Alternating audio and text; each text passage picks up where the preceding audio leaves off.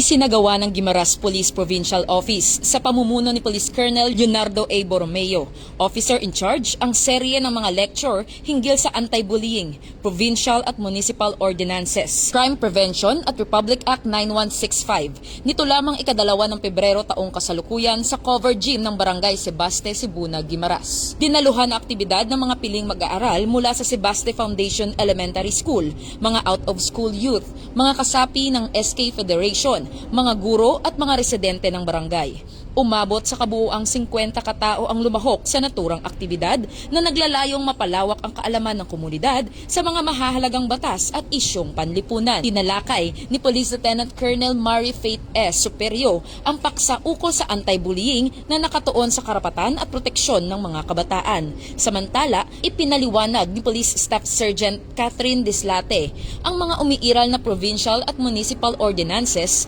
pati na ang crime prevention awareness upang mapalakas ang partisipasyon ng mamamayan sa pagpapanatili ng kaayusan. Ibinahagi naman ni Police Executive Master Sergeant Marivic T. Hapitana ang mahahalagang probisyon ng Republic Act 9165 o ang Comprehensive Dangerous Drugs Act of 2002 na nagbibigay diin sa masamang epekto ng ilegal na droga at sa pananagutan ng bawat isa sa pagpuksa nito. Bilang bahagi rin ng aktibidad, namahagi ang mga tauhan ng Guimaras Police Provincial Office ng IEC materials at flyers tungkol sa minors on wheels at anti-bullying. Pinuri ng mga residente ang inisyatiba ng kapulisan na naglalayong palakasin ang kaalaman at kamalayan ng komunidad para sa isang mas ligtas at disiplinadong komunidad. Mula rito sa Police Regional Office 6, ako ang inyong PNN Correspondent Patrolwoman Justin May Halyores.